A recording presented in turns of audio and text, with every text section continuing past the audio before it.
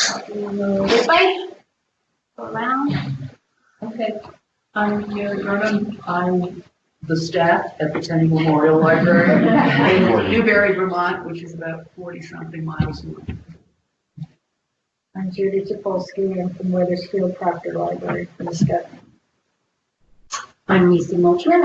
I'm hosting. I'm from Norwich, and I'll just say again for the people who walk in, there's coffee, tea, biscotti, and there's a bathroom in this room, but also you could go across the hall. Denise Post from Hartland Library. Tyler Strong from Royalton Memorial. Jean Walsh from Books Memorial. Jennifer Ansar from Brooks Memorial. Marie Gasperi. I'm from the Queechee and the Wonderland. Sandy Carey from the West Hartford Library. Josh Hughes, Department of Libraries, I'm tech support today. You got the recording to work. Does everyone online want to introduce themselves? I'm Wendy Sharkey. I'm from Bennington Free Library. Rachel Manning from Middlebury College. Christy Carroll from Memorial Library.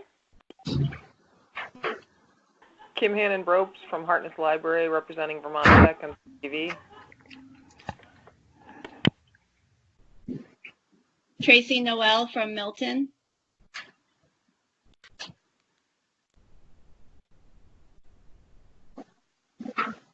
Jessica Pasaris from Stowe.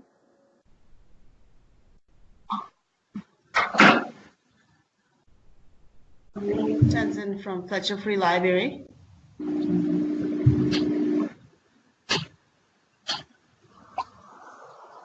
Great. I see Lee Bonamico from Aldrich also. She's, I think doesn't have a microphone, but I see her.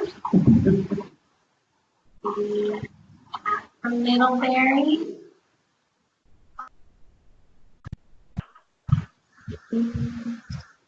All right. And Christine, who's Nolan from, starts with a W. Windsor. Thank you. Oh, no, Christine from Fletcher Free. Others. No mind. Okay. All right. So we've done the introductions. We have one more person. Sean Levin, SIT Brattleboro. All right. Sorry I'm late. All right. Since I have the recording going, I'm going to really quickly go over what I went over already, which is that I made posters. I will turn them into fillable PDFs so that people can add their logos and their library addresses and any contact information. We have the Interlibrary Loan Google Drive, which now has the Interlibrary Loan brag book for everyone to add any great feedback or anecdotes or awesome stories about Interlibrary Loan. The posters are in the Google Drive, and there's also a lot of great forms and processes that people have uploaded into there. And I sent out a link to it earlier, but it's also on the screen, so you can see what it looks like. And the memes, never forget the memes. And so that is pretty much everything I went over already. And this is our main meeting. I have the chat open in case anyone wants to add comments online. And I mentioned that the Clover update will be June 7th through 9th, and Clover will be down from 8 p.m. on the 7th through 8 a.m. on the 10th. We may end up having to change those dates, but I promised lots of notice and a lot more details on what is going to be in the update. I just have to finish reading the 86 pages of documentation. So the items we had on the agenda for today were more about advocacy and marketing for Interlibrary Loan, and then also I was asked to talk about the Interlibrary Loan Code and possibly updating it. I did some digging. It looks like the Interlibrary Loan Code is actually, it was created by a group, by a VLA group, a VLA committee, and it was approved by the VLA board. So I think anything would need to pull in VLA and start there and not with us. But we could also start brainstorming ideas of what we would like to see, and we could present that and ask for a committee to be formed and start working on that. Do we want to start with marketing, or do we want to start with the ILL code? Or anything else that anyone would like to bring up? Yeah, I guess I could stop sharing. There we go. Well, I'm always into start planning. So on the way up, we were chatting, and certainly like at Bruce, I think we feel like we don't have to like do a lot of internal marketing. Our patrons are well aware of Interlibrary Loan and make good use of it, although we do need marketing. But we were just talking about, the always library funding, and I was reminded again about like what an amazing value Interlibrary Loan is, and it just feels like that's a message that New Englanders hear loud and clear. And let's just, I guess that would be like, how do we get that constantly out there? Like, wow, look what Vermonters get for their investment. Right. So that's the concept.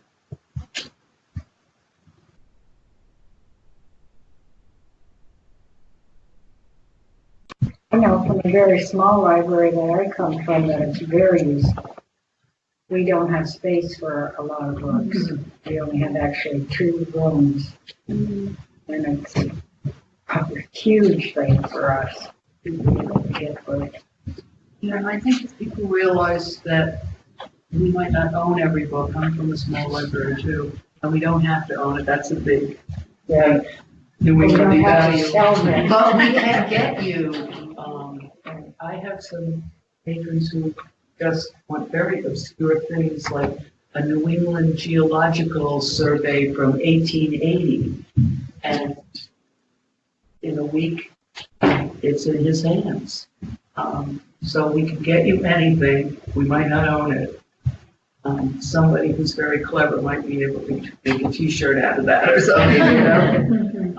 But yeah, the ones who know about it, but I wonder if other people never know who's out there. Yeah. Sometimes we experience the flip of it, like I'm thinking of some of our volunteers who come in and package interlibrary loans for us, and we'll hear them, complaining over there about, well, it's cost us money if it doesn't. And like, of course it does, but in the overall scheme of things, like, it's cheaper than buying all this stuff, yeah. And so how do we well, no, don't look over there, look at over here, like, what a good guy.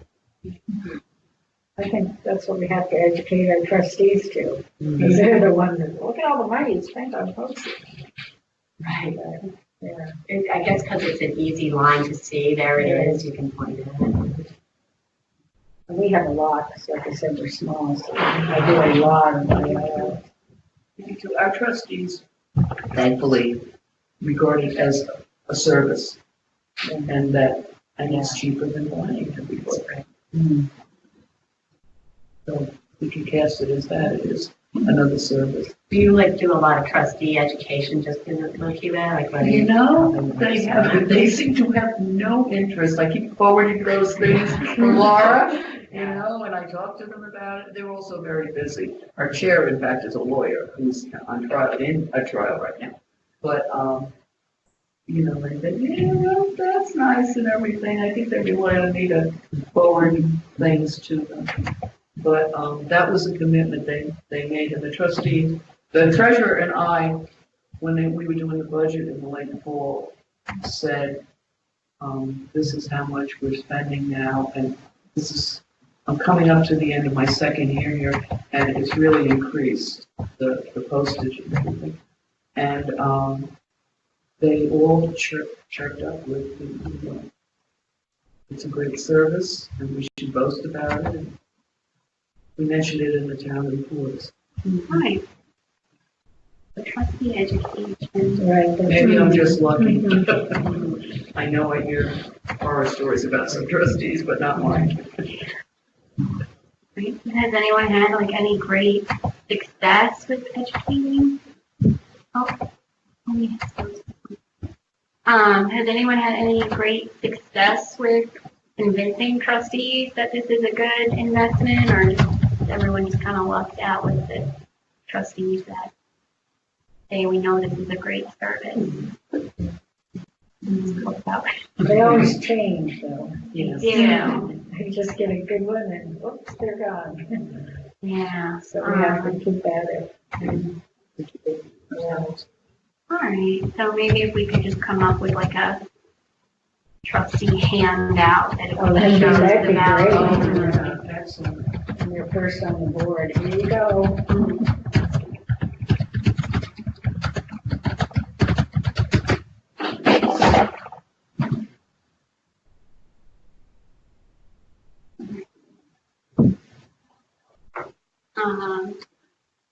Yeah, I could talk to Laura also and see if she has any about how to add that in as well. Let's see. No. For me, okay. So trustee education. Has anyone had any good marketing to the people who don't normally come into the library or may not know about interlibrary loan? Like maybe posters could be hung up at the grocery store or a place where people congregate. That might be a good first step. But I feel like it's also always trying to capture that like teenagers that are that group that's always missed somehow because they're just hard to draw in. Anyone else? Any? The recording started. Unless I rejoined, I think everything's good. We've done the introduction. I can hear someone talking. I'm not sure who they is. Okay. Are there any other places that you think we could advertise interlibrary loan that might help pull in those groups? In a college, you could hit all of any student centers or including some kind of student orientation. Anyone have anywhere unique that they advertise library services? I'm not sure how. Oh, I heard Lee. Yeah. Hi. Hi there. I had to go down to the boiler room. I'm back. I had to pull the water and let it come out to prove it worked.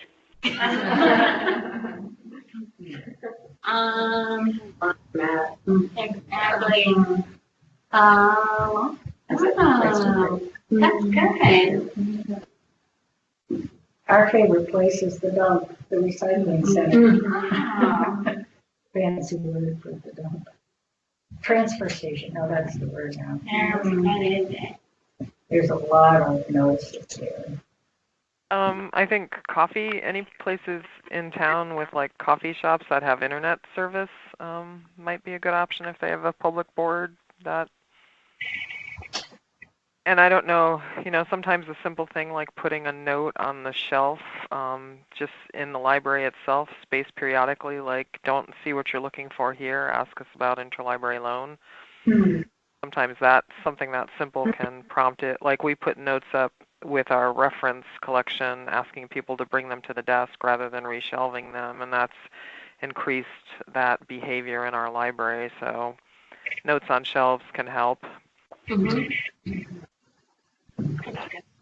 I think we often forget to, we put notices around town about events that are going on, but we don't often remember to do services. Yeah. And that is a good point that not just interlibrary loan, but certainly that too, but that it's good to bring people's attention to all the things you do. Not just the events, but these are the things we do regularly that are really great.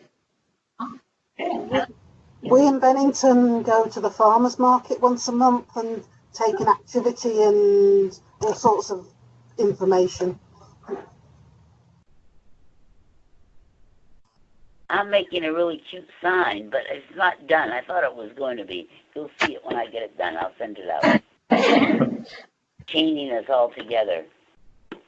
I think it's interesting that sometimes, they'll be looking for a book and you offer to get it for them and they say, oh no, I don't want to be a bother, and so you have to say, no, it's a service we provide for you, I'm happy to get it for you, but they don't want to, be very reticent about it. They are. Yeah. I think I have a lot of families and they'll say, oh, I don't want to take somebody else's book. What if my kids ruin it? Or what if, they're worried about them getting soiled or ruined. So that's a problem. Not a problem, but Right. I guess sometimes I just point out to them that what makes libraries stronger is being used, and this is another way that it makes two libraries stronger because one is borrowing and one is lending. So that's how you save a library, is by using a library.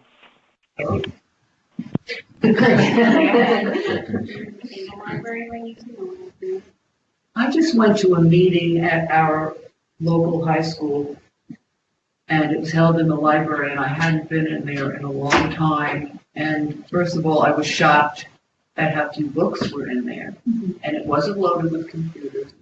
And then I found out that the person that I thought had been newly hired and was a librarian is not, is a para, and a paraeducator, and is kind of, this is me talking now, kind of a babysitter. And I just think, and I'm a taxpayer in this district, I just think I should maybe go down and talk to her, or I'd probably go through administration. I come out of education. I know administrators like to know what's going on. I was appalled that I didn't catch that in reading the report for the budget. And in the next town, the 7th and 8th grade English teacher, it's a different high school, lives in Newbury, and was telling me that they did not hire a librarian for this last year. You're nodding your heads. This is a shock to me. I mean, that's the heart of especially a high school. And so they've given her a few $1,000s to add to her 7th and 8th grade book budget, but she's teaching 7th and 8th grade. So like she comes in and borrows a lot of the YA books from me, which is great, and the not from me, from our library, and the Dorothy Canfield Fisher books and things like that. But I don't know if you have, that you don't have a librarian, a real librarian, or even one that's working towards that knowledge. I wondered if the poor para knows that there's an interlibrary loan system, or if the teachers at the high school know.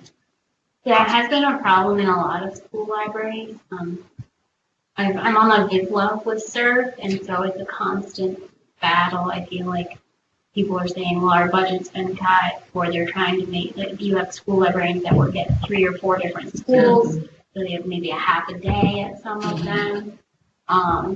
They're working on it, but there's not often a lot they can do. I do reach out to the school librarians also. They're a hard group to get because there's a fair amount of turnover. Yes. But also the VISLA listserv only goes to people who have joined VISLA. I do attend Academic Landscapes, which is the VISLA and Vital Learn conference. So I try to get it out there, but there are some that are not aware that there is an interlibrary loan system, but being on the VISLA listserv helps me catch some of those. I'm slowly going through the list of school libraries and trying to add in catalogs and reach out to them individually to see who wants to participate. There's a lot of school libraries, so I'm not really far into that list yet. Well, nominally libraries, I wonder about that. So if I'm searching for a book in ILL, and Oxbow, is the name of the high school, comes up that they have it, are we to assume that they belong to both? Oh, to Clover. To Clover, yeah. No. There are some where we had to link in the entire school district, but only some of them use interlibrary And I now. know the two elementary schools that feed into the high school have the librarians and they use it. Yeah, they're not all of them. The only problem with Clover is that you can't hide the collections that aren't blendable. You can mark them as non-blendable, and then it skips them. It So hasn't done that, but I've never gotten a response. I think I need to reach out. there's also the ones where the librarian is using it, but then they leave, and then the next person never logs in. So I have my ongoing list of people that I reach out to say, look, these requests are expiring a lot. Are you checking your Clover? So it doesn't get done as frequently as I would like, but Only one person. I do try to reach out to them. Sorry for taking so much. No, it's a good point. It's a new discovery on my part, Yes. not a pleasant one. And it's not fun. Yeah.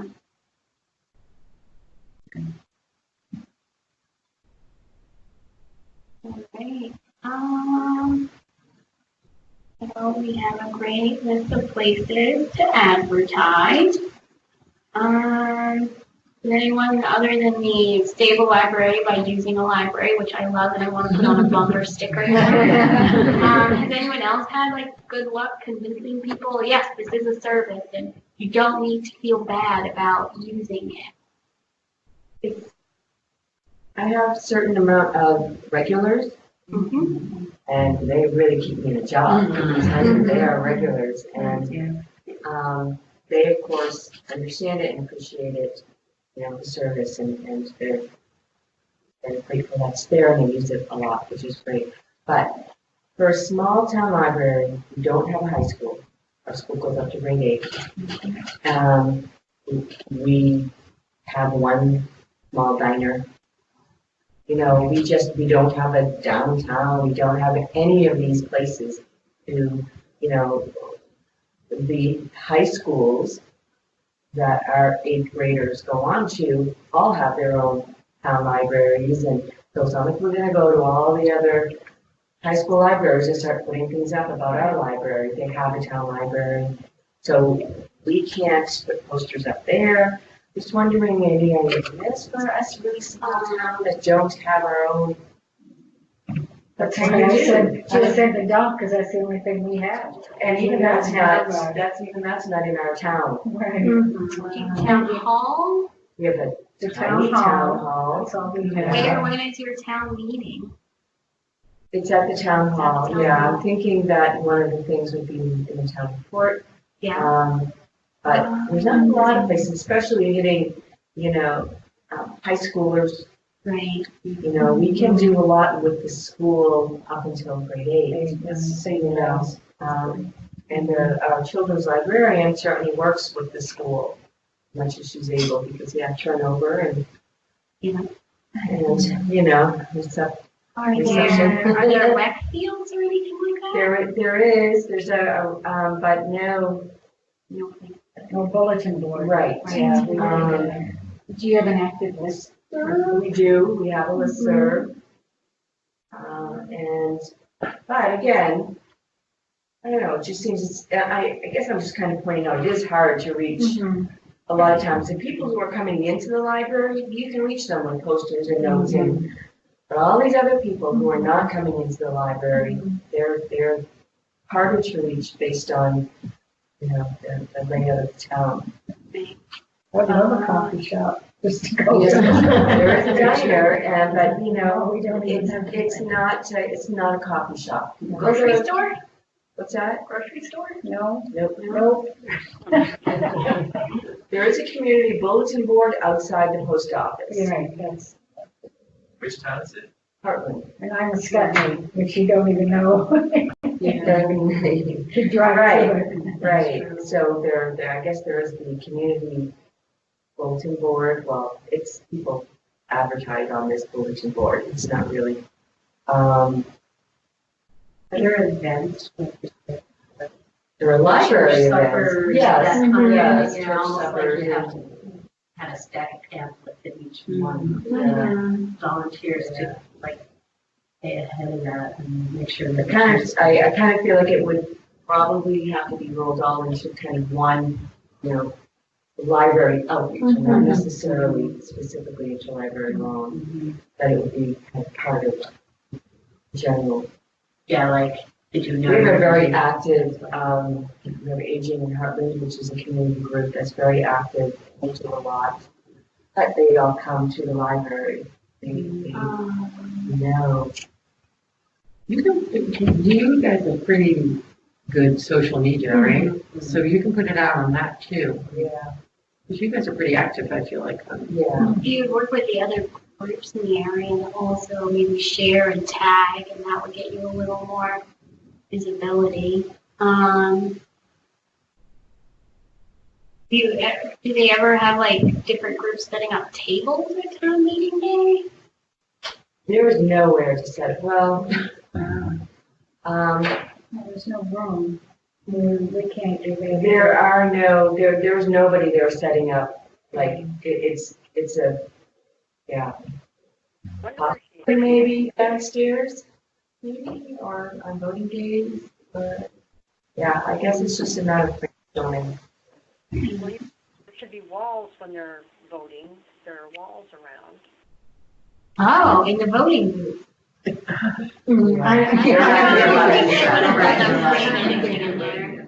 Doors in and out. Oh. Turn the doors into banners for the library. I'm not saying you should do this, but who was it? There was a librarian back in Vermont ways some time ago who had like a big funny like gorilla suit and would stand on a corner and so like something in that family of activity, like the library thing. Spinner. Or those air balloons figured, One of those crazy things Fortune cookie. There's like a weekly shopper that gets in. So they're on their way into vote. Mailbox. Right, vote for the library. That's what the cookie should have said. Sweeten them up. I think those days are kind of coming. Once upon a time, like we used to have the town crier, and it was like you got it in the mailbox, and it was like a weekly shopper thing, and you could for a fee like slide a piece of. Yeah, we have the Really? message. I think it's called the message that comes Yeah. freebie, or no, the shopper. Yeah. What is it called? Yeah, it's like sometimes it's called like the weekly shopper. Yeah. Thing, but, I mean, that might be something to think about. It's really old. That's right. Media, but Or if there's like something that the school sends out. The school has a newsletter, and that goes out that we often will, Put something in? yeah, Okay. especially with events and, things like that. Just, it's a little challenging. The library is kind of like the community meeting place. So, the people Use it, great. and not the ones that we need to reach, because they're Right. coming, yeah. Christine said, can your city departments include a note in a property tax bill or a water bill?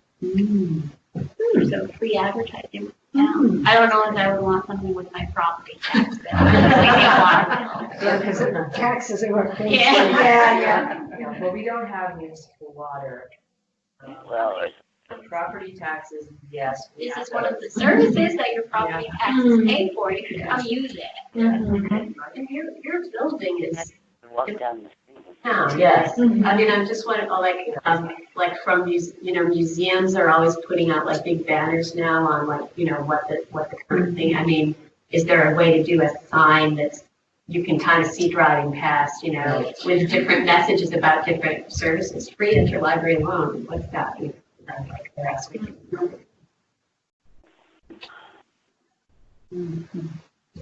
Thank you. Yeah.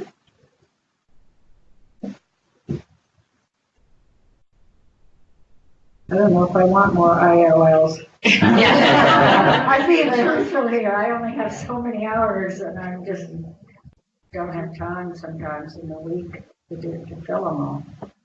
Yeah. But Oh, I missed. Did someone else say something? Not that they want to. Yeah. So more interlibrary loans is more work, which is why people should advertise to the level that fits their ability. Need that because a lot of libraries do have limited hours.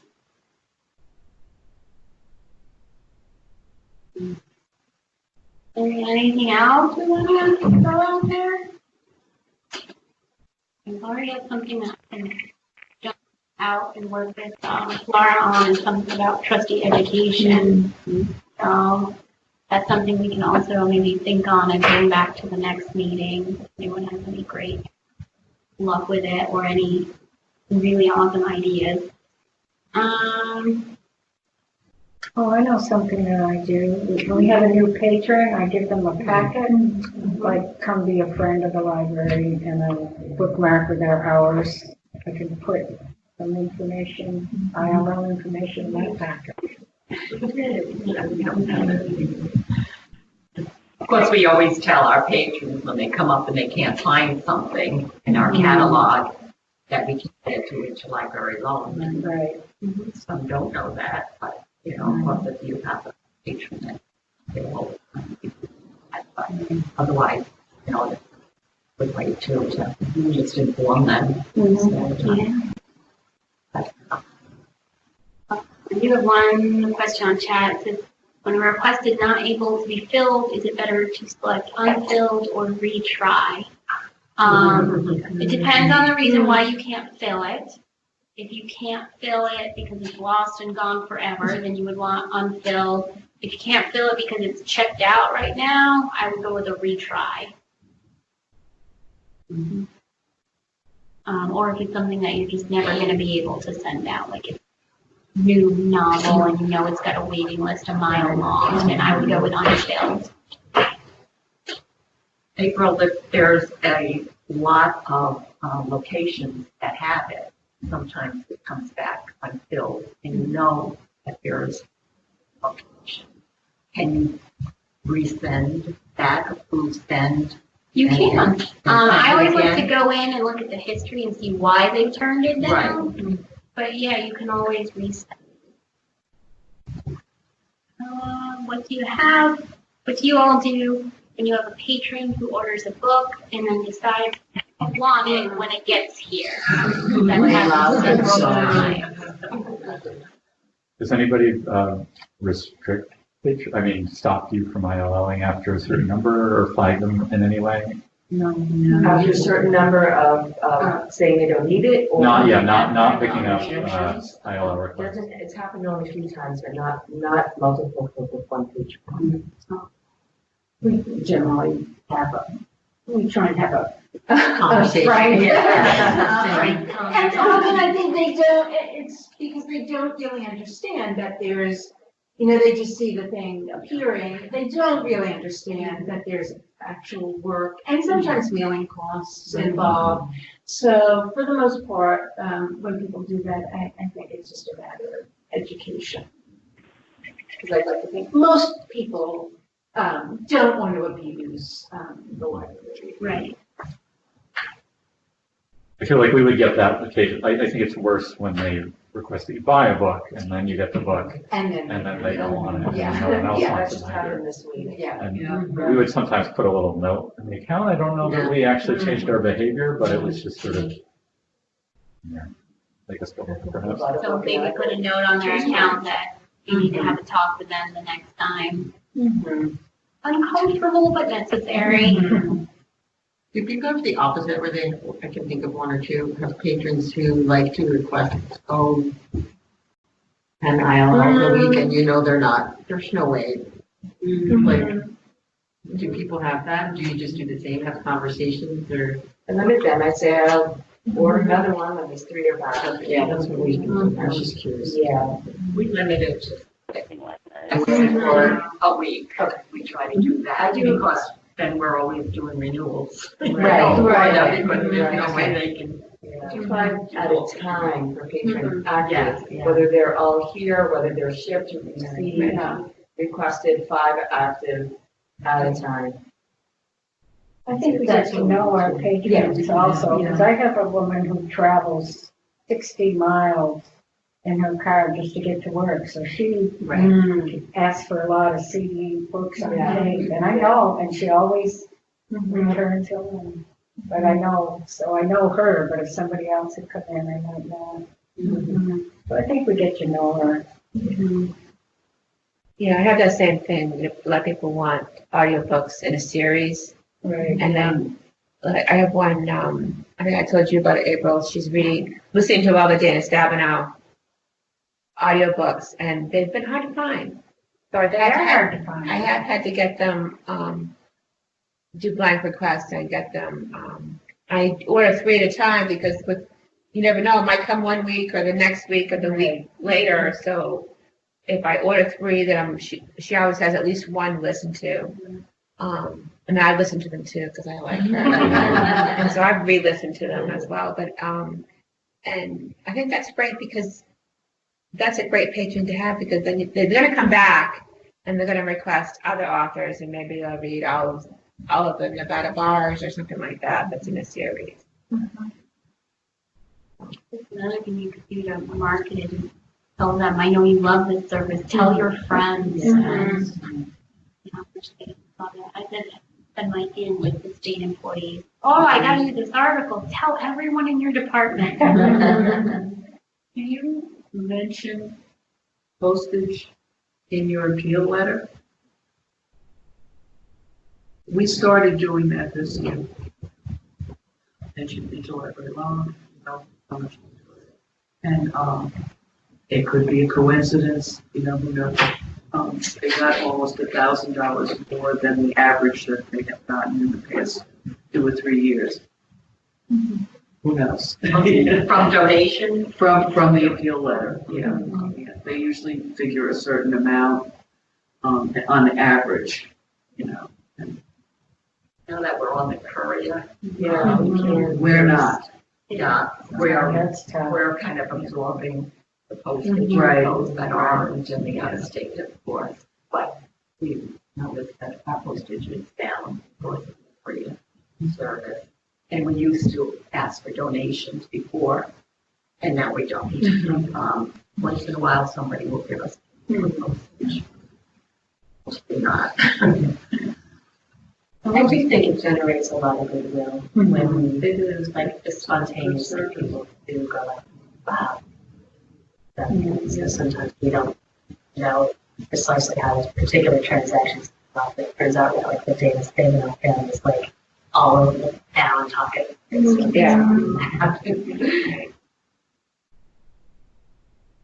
I think people are often very impressed, and I saw it on the brag sheet or whatever, when things come from out of state. Yeah. And so to us, it's, initially our postage went down a lot with Clover, but now it's kind of creeping back up because I think we have a lot of patrons who see they can get almost anything they want.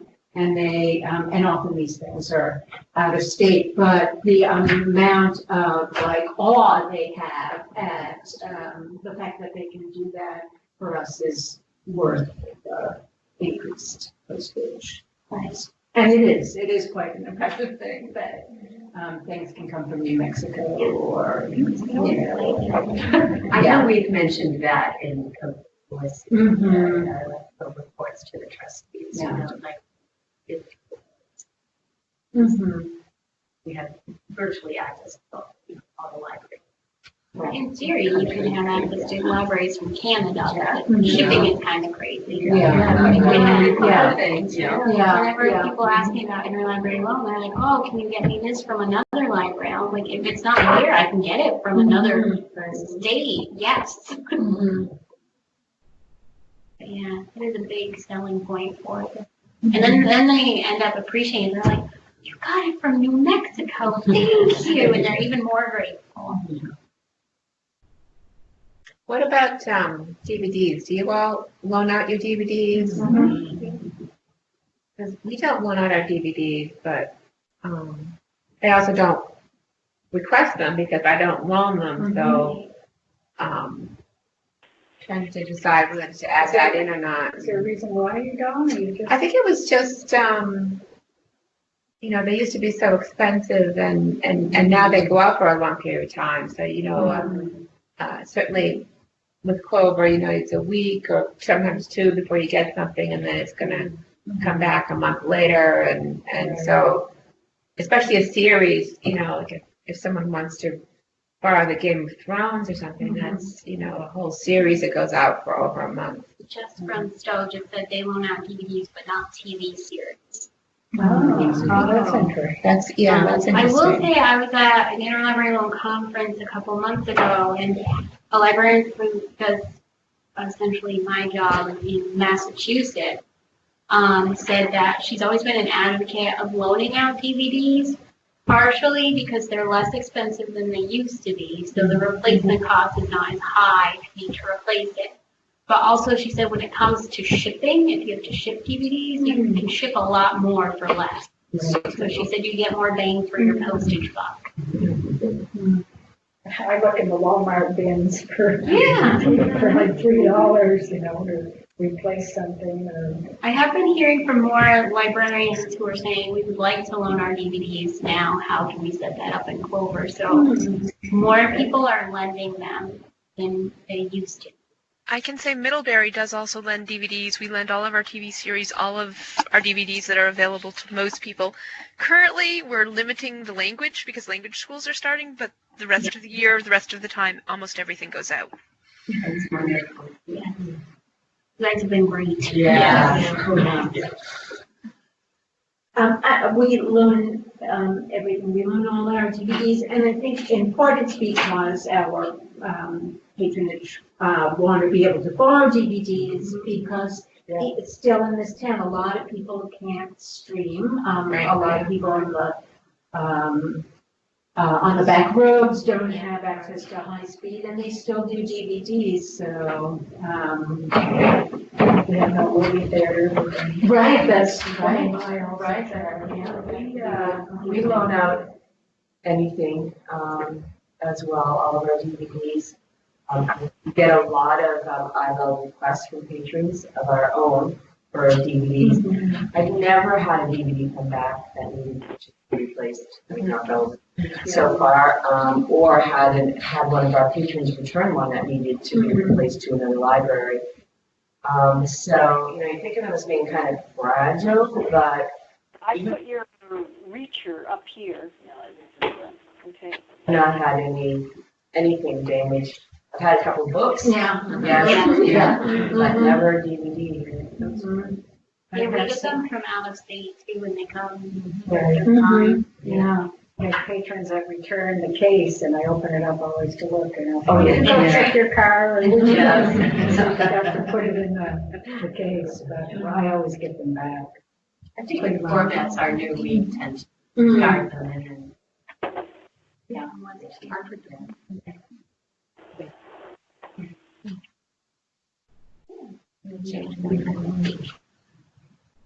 All right. All right. I guess that we're about halfway through the meeting. Since we end early, which we sometimes do. Do we want to move on and talk about the interlibrary loan code at all? Fairly basic but really solid code. I think right now the changes that would probably need to be made are because they still talk about PALs. Been on for almost 2 years now.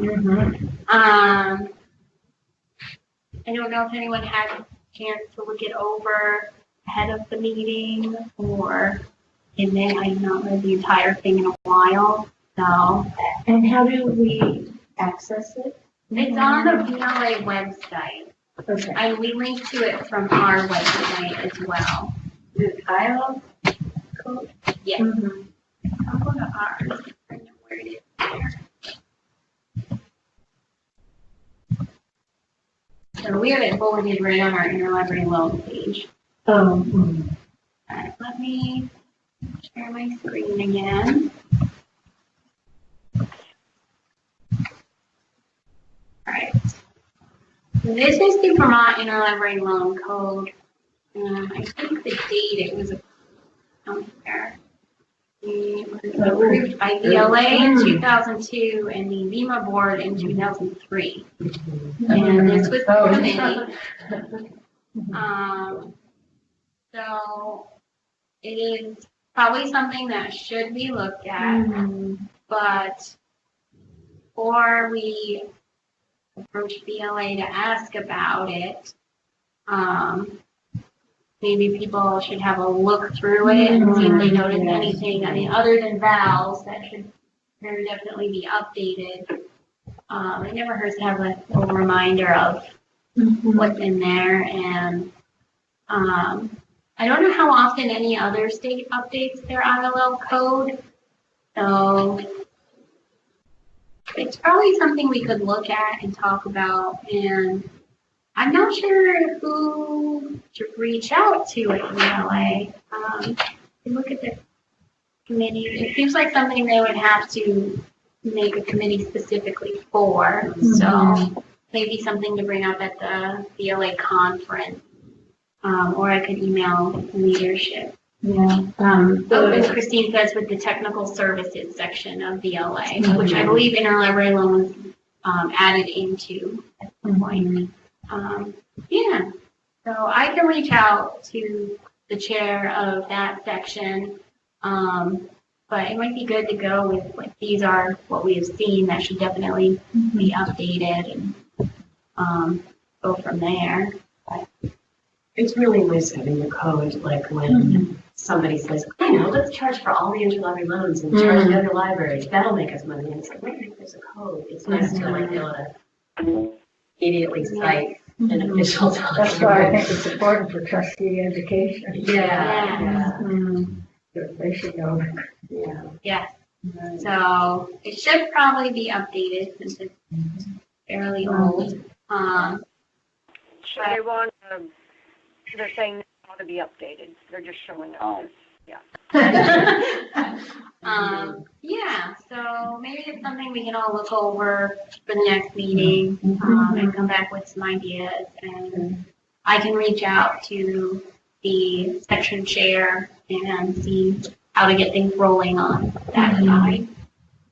Yeah, because then it would be nice to, like, where you have your request boxes or any, and to be able to post, have it posted. But only if we knew it was up to Correct. date. Not from 2002. Right.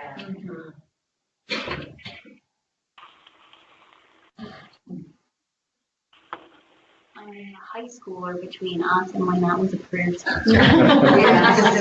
Don't say that.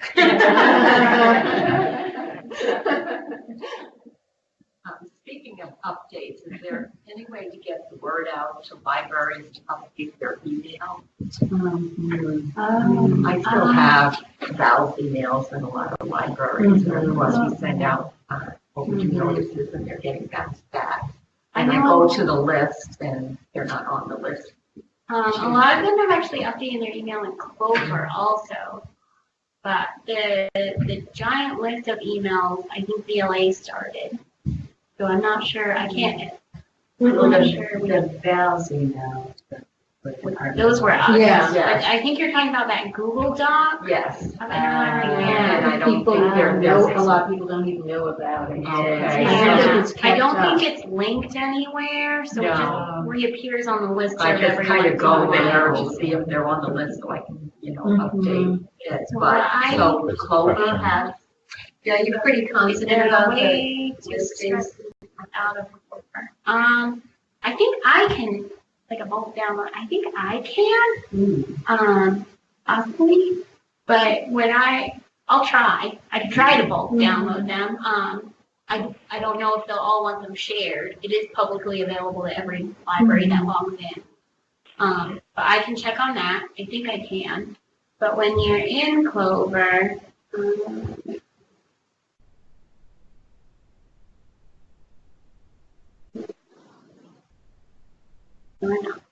all right.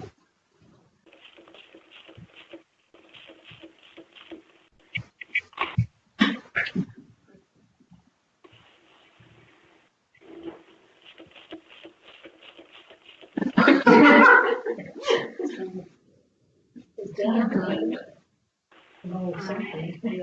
in the IOL admin, actually search library information. You can put in their code or you can put in their name. Leave that. Get the email address, that's what they're worried about? Yes. That's what I heard. All the addresses and phone numbers, and there's an email address. The other contacts are a little. So you would have to go to the library. You can do that. The other thing that I did was I updated our request forms.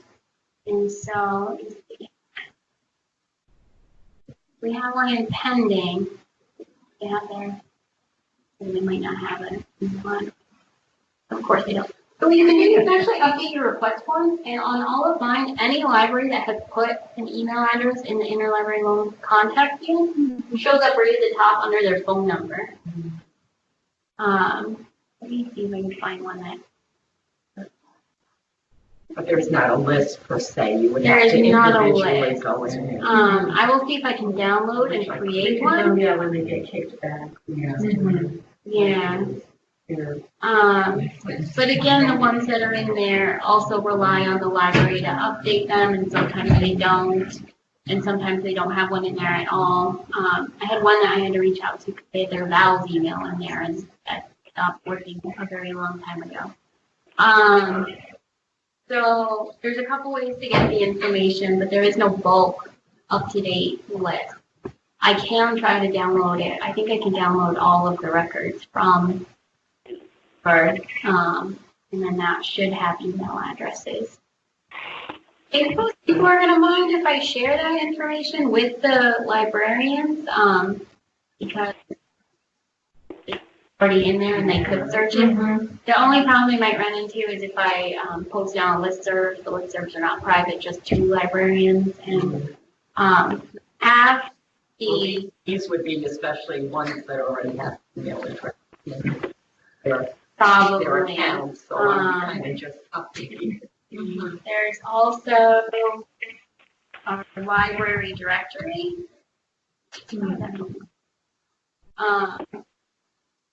Which we've been working on updating, and that has all of the hours in the emails. I don't have updated. And we do have this in a spreadsheet format, but we don't share it because we sometimes get emails from vendors saying, we would like that in an Excel format. We're like, no. No. Can we access this? Yes. Library? Yes. That would help let me because I show need you. mine up. But the addresses in here, we are assuming are the librarian, Or the library director. director. Yes. Right. So it wouldn't be the, so it wouldn't be the, yeah, it'd be Not not, specifically in the library. yeah, not. Some of them have more than one person listed. But those are located on the left where it says find Vermont libraries. You can either click right in the middle on the PDF, or it's also on the left is Vermont Library Directory. So that's an easy way to find another, at the very least, an email to reach out and say, what is who am I supposed to be reaching out to? Well, our director usually gives me all of it. The minute he sees ILL, he just sends it along the way.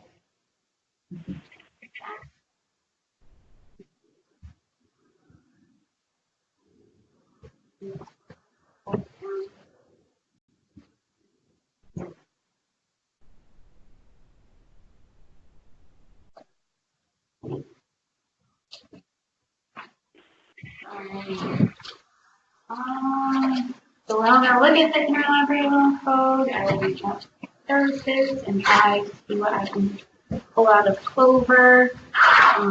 Everyone has possible dates for the Clover changeover. Never gonna do this again. You've seen the preview. It looks much nicer and more modern, which is great. And they completely redid how it builds the lender list and how it searches. So in theory, it's more flashing. Oh, it drives me Yeah. crazy. Yes. Crazy. I can't stop it. I know, and it's very annoying. Yes, it is. I'm hoping that they have No, it's not it's just a new you. search, but we'll see how it looks when it's live. The one they tested, it had, a couple of V39 connections, but more of a union catalog, so a little different setup than ours, but What was the overall- reason for that? Did they ever give you a reason why it flashes like that? because it's searching every catalog live, so it's live updating in the So search it doesn't results. just stop at the first? It does not, which is why it's got that little progress bar on the side that also blinks, and it's in a terrible tiny font that's red. You can't see it very well. Yes. So I'm pretty excited about all of the back end work they did. They walked me through the menus, and the workflows should stay the same. But appearance and function wise, it's a nice update. So, yeah. Were there any other topics or anything else anyone wanted to talk about while we're all in one room? I don't know if anybody else has this interest, and it doesn't have to happen now, but it's always sort of mysterious on our end what happens at Department of Libraries when you guys are starting, the less blender and going on a date for us. Like I don't even know is it some other area of autographics, or is it different software you use, and how do you get the word back, all that I kind can of walk you stuff. through that. All right, so when we get one in our lender of last resort, which is VSS, Willis Pendo is the one who processes all of those. Those shoot out, in which case I try really hard to process some. And the first thing she does is, since Clover is not great at combining records, and that's especially problematic with DVDs, she searches in Clover to see if it's available anywhere else. If it's available anywhere else using a different record, she'll send back a note that says, it's available in state, please try another record. I still have not found an easy way to choose a different record. I found out the control number, which is listed at the bottom of the request, but at the top of the detail view of the record, I can use those, but that's a little problematic, but I'm hoping to fix with the update. And so that goes back, and it's not available anywhere else. We log into OCLC, and we use WorldShare ILL to request from out-of-state libraries. Sometimes we find an in-state library, like we ask you guys for articles all the time too. Yeah. And sometimes if their catalog isn't linked in, like UVM is not linked in, there's a couple, but we'll request from them if we can, so that it's still in-state, but it's through our out-of-state OCLC account. And then we mark it as will supply, and we put in the request number, and then we try to go back and update when it's been shipped. Sometimes it's been shipped and received before we had a chance to mark it as shipped, and then that's when the due dates don't match.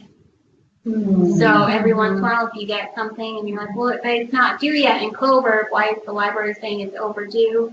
It's because we weren't able, it was just marked as received, so Clover assigned it our default lending period.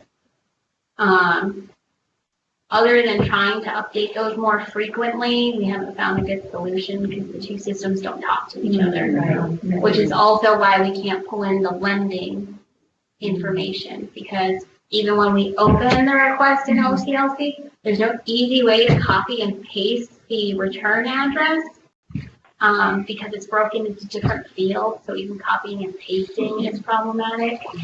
But that's why also when the out-of-state not include a return label, I'm more than happy to look up the return addresses. Shocking how they I know, and I'm always surprised when they don't include any paperwork. Right. I'm like, you just sent this 4 states away, and you didn't include even your property stamp? Right. I always look at their return address and write it on it. That's a good Yeah, idea. I do, always trying to make sure they have a label or it's somewhere. Yes. So, yes, if something shows up and no paperwork, always reach out to me, and then we can find the information in our WorldShare ILL account. And then when you update as received in Clover, we go to WorldShare, we mark it as received. When you mark it as returned, we close it in Clover and mark it as returned in OCLC. That's wild to think that on our end, we're making a local record in our case, Koha. So it's like, yeah, exactly. But it works. It does, and that's Linda's entire day, and making requests and updating And how does it work with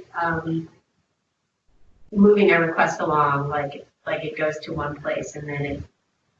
So WorldShare functions in a fairly similar way. We can go through and choose the lender it goes to. We also have, I did not set this up, I updated it, but there's they're grouped by free lenders because they're called holdings or custom holdings.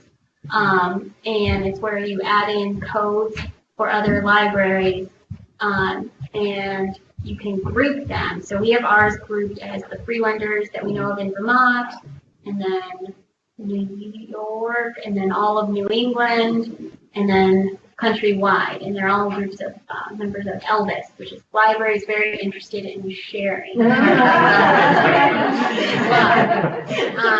And so we have those different groups. So when we make a request, sometimes it'll just automatically build the list for us, and it groups them with the ones in Vermont first, and then it randomizes the one in New York and New England and puts those next, and then it randomizes the lenders who are everywhere else and puts those next. And each one has their date to respond, which are set as either 2, 4, or 8. There's some that is set at 20. Library of Congress is set at 20. And then it sits with them until they respond, or it's been there that many days and moves on. And that's set by them. That is set by them. We try to move the ones that have the faster response time up.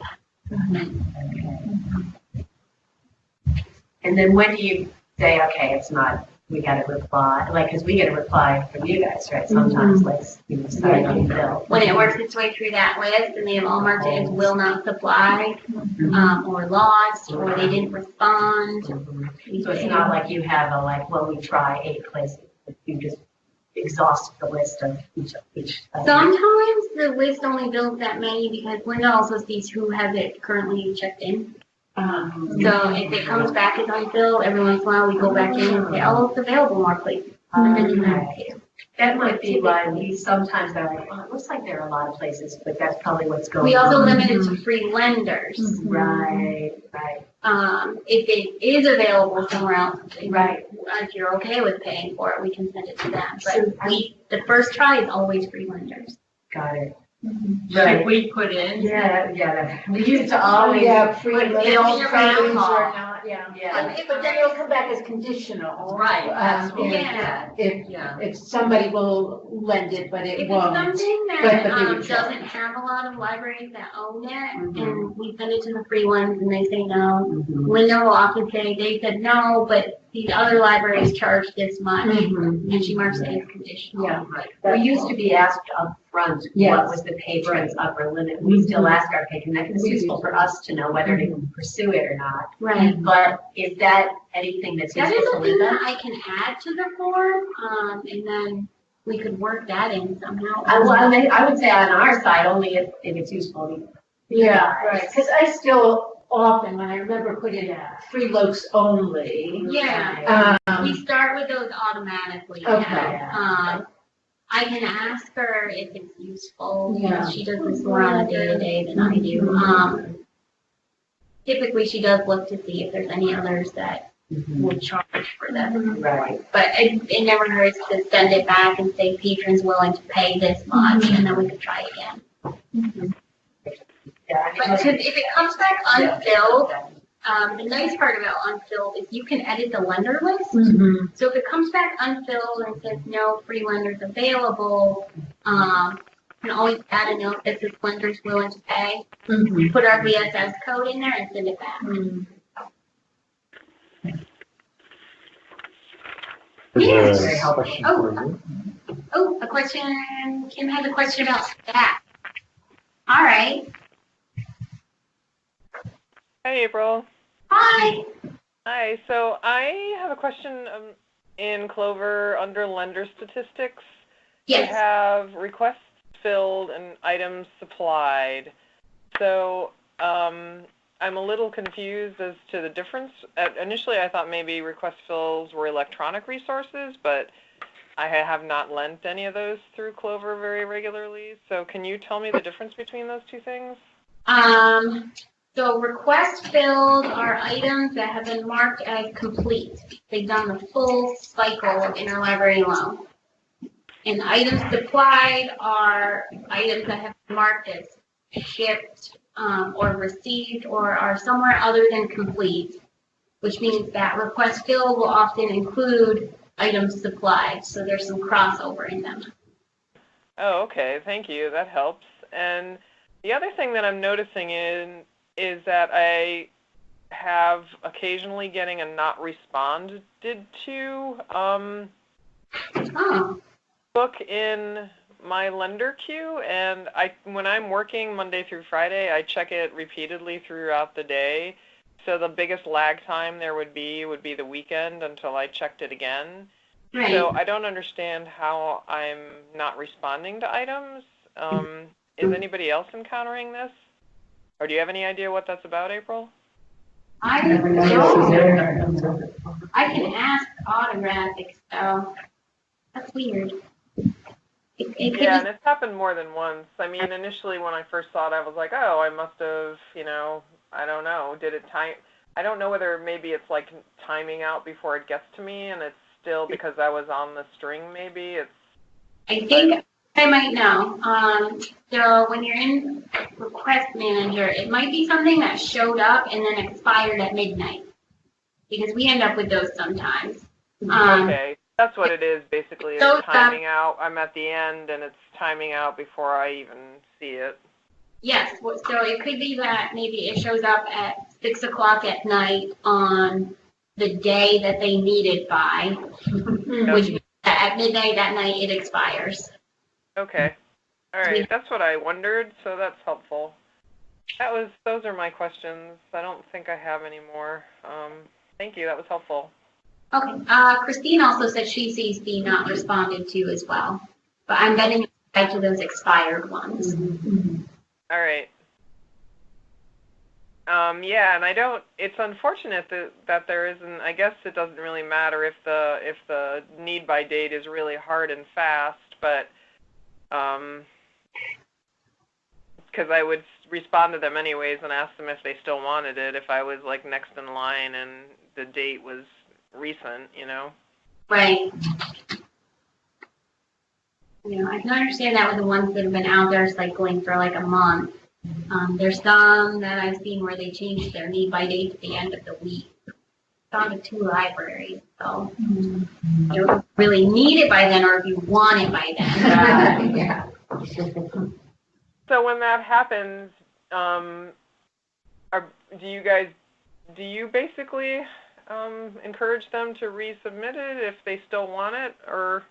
If they ask me about it, yes, I tell them if you still want it, resubmit it, but don't change the need by date. Because it's automatic for 90 days out, and say, well, I need it sooner, and they don't usually take that long, but if you don't want it to expire before it's had a chance to go to at least a few places. Right. So when the little red flag is with a request, that's because it's getting near to the nearby date. Does it ever stay in there past the nearby date? No, it moves to expired unless it's been marked as shipped. Because we mark out-of-state ones as will supply while they're processing, and then sometimes they expire before they're marked as shipped. And then I can't find this. Why did I receive it? Okay. But yeah, so sometimes they expire while they're still in process, but if they've been marked as shipped, then they will not expire. They'll stay in shipped. Weird little nuances in the statuses. Right, and the pin is basically when there's some kind of note included? Yes. Okay. Sometimes it's not always super clear to me what the note is, but the sometimes it hides. Usually it's just Yeah. courier libraries only, or free locs. Oh, okay. Well, that makes sense, because I'd be looking for a note, and we're not a courier library, so is that why I'm not seeing it? No. Do we have any? Let's go. I never noticed the pin. And so we have a little pin here. These are for discussions that, there's this little note. You can look over here and the borrower's note, and it could be a note about the due date. But typically, if there's that blue pin, there's a note somewhere. It's just. So it's not, okay, there isn't a designated spot for it where it always is?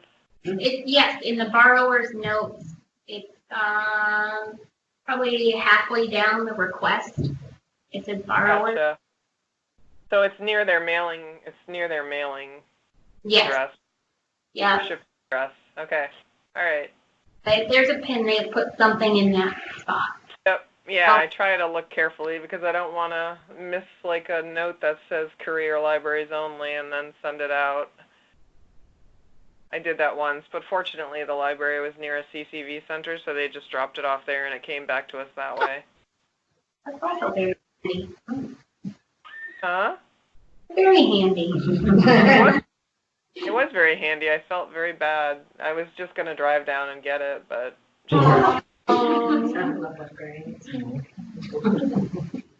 Thanks, April. Yeah. Any other? Yeah. Can we go over the, how, when you have an item that's misdirected, whether you're the one who received the misdirected item or somebody else, and you have a book that was shipped 4 weeks ago and you still haven't received it. Right now I've got 3 not received in my, I know one of them was misdirected, but then it's still weeks. You know, is there a system? Is there a procedure people can follow that would help make it? I've actually, and maybe I shouldn't admit this, but I've actually turned around and requested the same item, sent in a new request, comes in a week later while I'm still waiting for that not received to resolve. It happens a lot where, oh, this is yours? Did you want me to send it? No, I didn't. So I wanted you to hang on to it longer. Please. So is there a Not really a procedure. It's part of the problem is when it ends up at a library that only has a once a week delivery, and then you have to turn around and wait the next week for it to go back out. People where they received an out-of-state one on accident, and they say, where should it go? And if it's courier, they talk to the courier, and I email the library and say you sent it to the wrong address, and they'll give an extension. Well, if I receive an item that was not sent to me, or should not have been sent to me, the book has the library's name on it. So I go into Koha and I look to where that was checked out to. Okay, so this came to me, but it checked out to, Westford, sometime Windsor and Westford or Hartford. Checked out to Hartford. But you can't always see that. It's not always clear where They things are don't coming. always, and then I will call the library. Were you returning it or were you receiving it? Like it came to me. And they'll say, oh no, I was sending it back. So I'll send it back to the London Library. Or, oh no, it was supposed to come here. And so I'll forward it.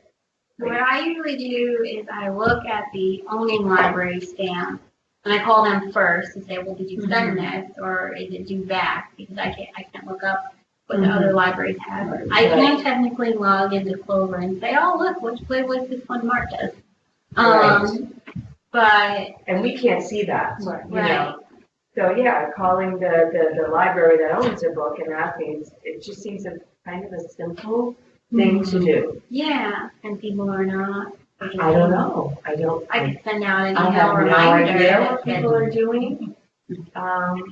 And if I can't see who it's checked out to, again, just call the lending, Right. the owner. I do sometimes get emails from people saying, I got this book and I don't know where it's going. Or sometimes people will send out on the listserv of, I have this book and it's owned by this library and I don't know if it's coming or going and who wants it. You tell by the due date sometimes. Yeah. Sometimes, yeah. Sometimes, so, When you're out you there, know, you again, know a quick there. call to the owner of the book.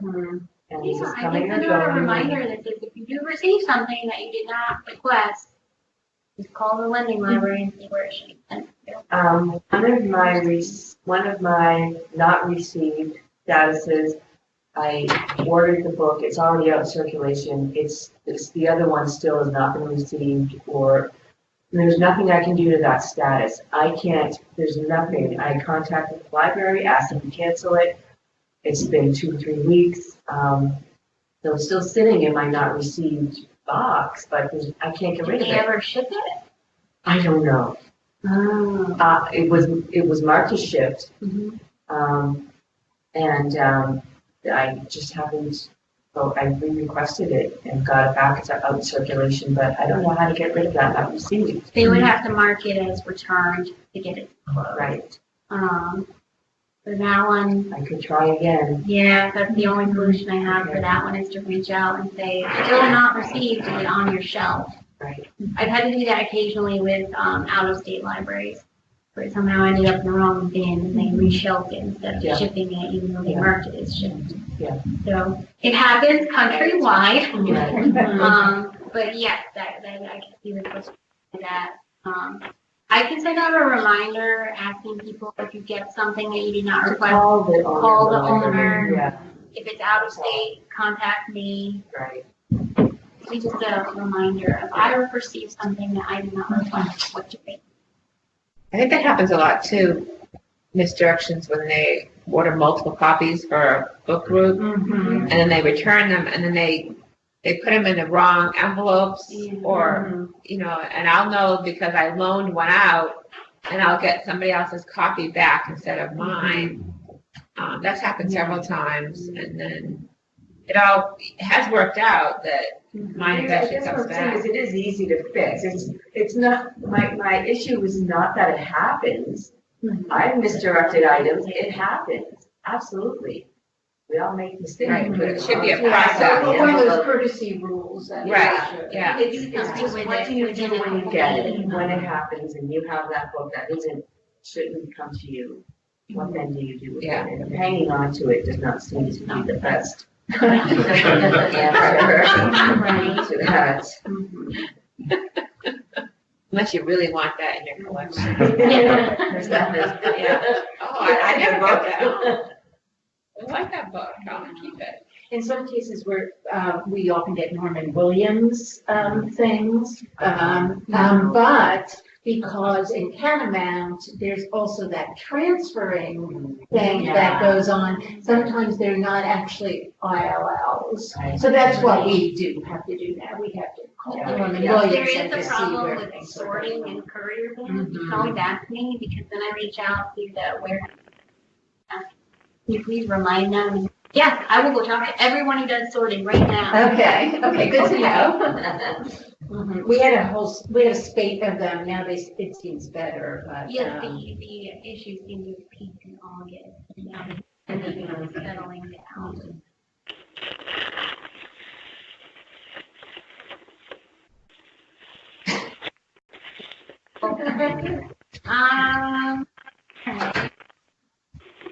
Anything else? Other questions? I think 10 minutes, I think.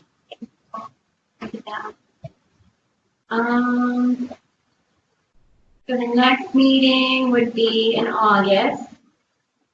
So I can send out an email about it.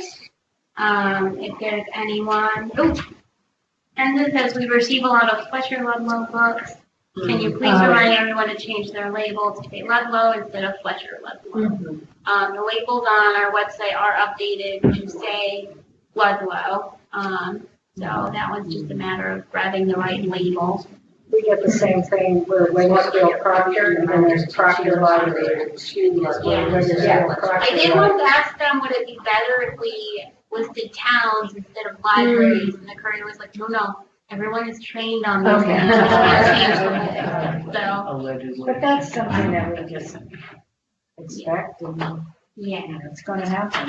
Right, With yeah, the name so so- close. Everyone can start writing Ludlow or like your Ludlow. And Also, Hartford, Heartland. Oh, yeah. Yeah. West Hartford, Westford. Yeah. That's the other one. So just please double check the label. Okay. Brown now and Brown. Yeah. I get confused a lot, I think. All right. So if we are, I can send out an email and ask for a response on what dates work better for people. I'm going to stick with the first couple weeks in August. So that would be the first, second, which is a Thursday, Friday, and then the entire first week, which is the 5th through the 9th. I'll send out an email and ask people to let me know what works for them. And I'll also ask, if this one, the next one would be Barry, if we're sticking with the alternating, and it would be in the afternoon, or swap morning and afternoon. So the next meeting would be somewhere from August 1st to August 9th, and it will be in the afternoon, and it will be in Barry. So I have some specifics, but I will send out an email and ask people to let me know what dates work better, and then I'll go with the one that seems to work best for. I must have volunteered. Does everyone want to just answer an email? Do you want me to make like a survey posting, email? Just doodle poll that people use? Is it easier for you to handle multiple emails and figure it I out? put them all in a folder and then look at them all at once. Okay. If that works for you. All right. I will send out that email. I'll post this recording and I should have a summary and posting sent out tomorrow. Question, am I right that Norwich is facing patron Yes, directive? Yes. Patrons can place their own holding closure. yes, Yeah, after. yes. Love to I see your will say that, catalog. Woodstock came here Yeah. to get a presentation from me, and I think they're moving to that, and Fletcher Free is, doing that too. So there could be a full trip in our future if we decided to try that. Absolutely, or I might be happy to come down to the Bradford. Yeah, it's lovely. Yes, yes. For coffee. Okay. All right, I'm going to stop recording.